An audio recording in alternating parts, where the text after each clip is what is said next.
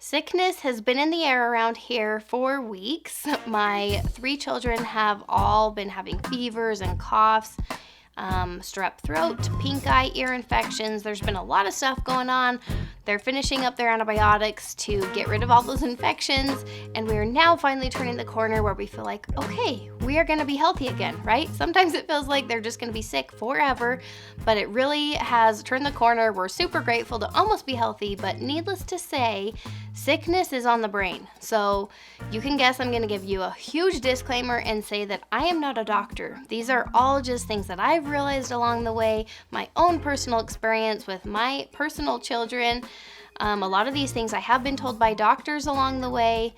Kids are really strong and really resilient, which means that so many of their sicknesses will work themselves out, but plenty of the time we as parents are wondering what to do and wondering if we should take them into the doctor or not. Or we're just racking our brain trying to figure out a better way of helping them get through it. So today I have 12 simple hacks for when your toddler gets sick.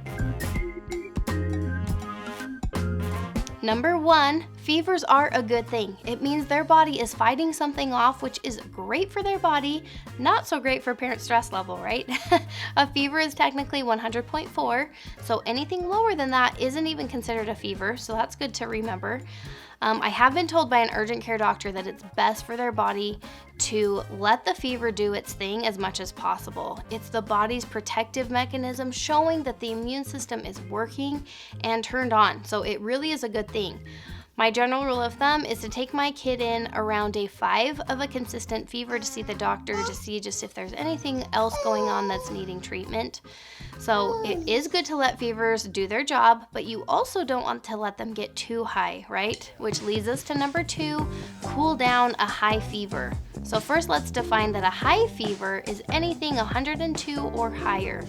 So that same urgent care doctor told me that 105 is high enough to need medical attention. So based on his recommendation, I start giving medication if the fever is 102 or above, meaning I'm not even giving my child medication for anything under 102 because it's really good to let that fever try to fight off whatever's going on. Ibuprofen is the most effective thing for a fever.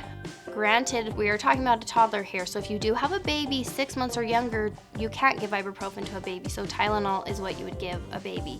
But for a toddler, ibuprofen is the most effective thing. And then you can alternate between ibuprofen and Tylenol if you feel like you need to. So it's every 6 hours usually for ibuprofen, which means you would give Tylenol after 3 hours of ibuprofen. So let's say you give ibuprofen at noon, Tylenol at 3, ibuprofen at 6, Tylenol at 9. So that's alternating so that both things are on board trying to fight that fever. So this is kind of my protocol for if my child reaches that high fever, so 102, 103, 104, this is what I do. So I basically strip them down to a diaper, underwear. I keep blankets off. We're trying to keep them cool. I'll turn on a ceiling fan usually, or just some other little fan. I'll put a cold washcloth wherever they want it. So their forehead, the back of their neck, even on their feet or on their tummy, wherever feels good to them. And then I offer cold water and popsicles. So this is literally what happened when I took my daughter in years and years ago. She was a toddler and she's almost 8 now. I took her to the Instacare. She had like 104-degree fever, I think, and that's literally how they treated it. They gave her some ibuprofen, they fed her popsicles and juice until it lowered, and then they sent us home. So it's really good to watch closely though that it's not hitting that threshold of kind of that critical zone. 104, 105 is quite high. Number 3 is dealing with them spitting out medicine. So if this medicine is non-negotiable, so they have that really high fever, or this is an antibiotic that you just have to be giving them, if they really need the medicine, you will have to find the most respectful way to basically force them to take it, right? We know what they need, and so we have to administer that medicine to them. So it may just take talking them through it, maybe offering to let them do it, maybe offering a reward. At the end of the day though, if they just won't do it, Like my toddler with this round of antibiotics right now for his ear infection and pink eye is why he's on it. I have to basically pin him down and force him to take it. We've tried being a little bit more mellow, which has sometimes worked in the past. Sometimes if you're really just like showing them that it's calm, I'm not trying to force you, like he'll actually just do it willingly. This has not been the case. So I pin his hands in my armpits, get the dropper deep enough into his mouth with one hand, and then hold his head up with my other hand. He has gotten a little bit better each day, so just stick with it. If you're really consistent and they just learn, we're doing this either way. You can either be cooperating and make this all more pleasant, or I'll just take care of it for you. We're not doing it in anger or frustration. We are so loving and saying, I know it's so yucky, I'm so sorry, but it's still going into their mouth. Still on the topic of medicine, number 4 is to set alarms on your phone for medicine. It is so easy to lose track of time anytime, but especially when your child is sick, it's stressful, it feels busy, everything feels kind of out of the ordinary. It's really easy to lose track of time and forget when you're supposed to give the medicine. So whether it's medicine for the fever or an antibiotic, set the timer and label what it is that you need to be giving them, and then you can just take that off of the plate for what you should be remembering and kind of tracking in your mind. Since we're writing down medicine, let's jump to number 5, which is to document everything. My whole last video was about this. Basically, just write everything down when you're in the midst of sickness so that you don't feel like a total idiot when the doctor's asking you questions, or so that you don't lose track of how long all this has gone on and when you're deciding to take them in or not. There are so many reasons. Just write this information down. You can check out this whole video up here that goes into detail about kind of how I do that. But either way, just jot down some notes and be empowered with that information as you're making decisions and talking to doctors. So that is a really tough decision to make sometimes. So number 6 is to utilize calling the pediatrician's nurse to ask questions. The way my pediatrician's office works is I simply call and request to leave a message with the nurse. They transfer me back there. I leave the voicemail, and within, I don't know, usually an hour probably, they're calling me back. And I can just walk them through like what's going on, the symptoms, how long it's been happening, whatever. And they can actually give their input about what I should do. In my opinion, they always are going to err on the side of bringing them in, of course, because it's hard to know. But it's really nice to just kind of have that sounding board, because they will tell you like, oh, that's totally fine, don't worry about it, or watch for these kind of warning signs or symptoms and then bring them in. Or yeah, let's wait to kind of see how the next couple days go and then bring them in on Thursday if they still haven't improved. They can just really talk you through that. And why not? Like, utilize their expert advice when it comes to deciding whether to take them in or not. Next, notice activity level and diapers. So what I've gathered is one of the biggest indications of taking them into the doctor or not is their activity level and diapers. You're looking to see how they're acting. Like, are they acting totally normal? Are they just like, yeah, they're kind of, you can tell they don't feel well? Or is it like they could not be any worse, right? Like, this is so weird and out of the ordinary. You can tell so obviously they are not okay. And then on top of that, at least peeing a couple times a day. Like, that's mainly what we're looking for when I say diapers, making sure that they're not too dehydrated.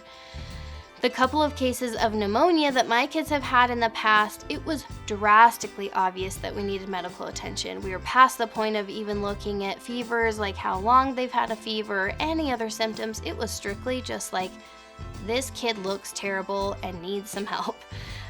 When I did take them in, by the way, it was like they took some x-rays, gave them an IV, and really we walked away and like it went uphill from there. So next, focus on fluids. Don't really worry about the solids. So don't get me wrong, eating food is great, right? It would be amazing if they would be eating food, but it's the fluids that's the make or break. So when they're really sick, I let my kids eat whatever they'll eat, and I really push the fluids. So water, popsicles, really anything to avoid them getting dehydrated. And if they want nothing but cereal, by all means. If they want a cookie, one little cookie is what sounds great. Like, usually I'm really pretty strict around food. When they're sick, kind of anything goes. Anything they can get in their stomach is fine. but it's the fluids that I'm actually really proactively trying to get them to take. If getting them to drink is a real struggle, I would just try to get fun with it. So get a fun new cup for them to try, or a straw. Maybe let them sit on the counter and let them play in the faucet. Like, that's probably a new experience and would be exciting to your toddler.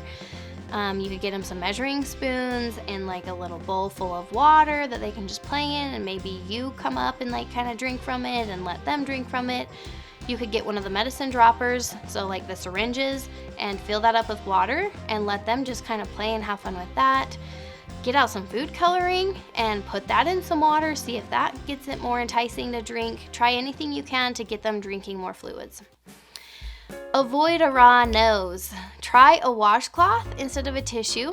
So if you have a really soft washcloth, use that on their nose as you're needing to. Obviously, it's like a faucet sometimes, right? Their nose just won't stop running, and of course we're going to be wiping that. But avoid using tissues. Use a soft washcloth. I will actually leave it dry because it feels like that's nicer for their skin. So I'll just like use all the different kind of spots of the washcloth and then just wash it after. Or you can also just get the more expensive, nice, soft, with lotion, aloe, whatever, tissues. Just do something to try to help their poor nose from getting totally raw. Next, look into 24-hour urgent care. You want a plan for the middle of the night emergencies. Super duper high fevers or a really serious case of croup have been my personal experiences when I actually was needing to go in after hours. So have in mind where you're gonna go, whether that's urgent care or emergency room. Just know exactly where you're going so that when that emergency comes, you know the plan. So let's talk about croup for a second. If you don't know what it is, it's pretty scary, honestly. And even though it's usually in kids up to age 3, my almost 6-year-old gets it multiple times every year still. So like an ear infection, croup is a byproduct of your kid getting a virus. So they just have the normal like cold or whatever nose, throat thing, and it turns into croup. So it's an upper airway infection that blocks breathing and has that really distinctive barking cough.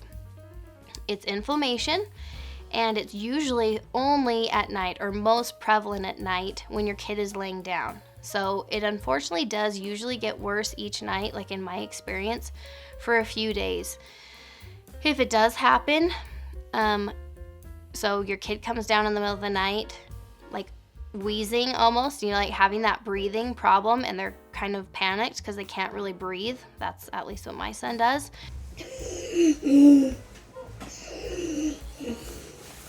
You rush them outside into the cold air, and that cool air is what really helps.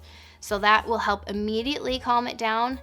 And then if breathing is really bad still, like come morning, let's say, you might decide to take them in for a steroid, which really, really helps. Most of the time, my son just needs the 1 dose, but sometimes you also will follow up with a 2nd dose.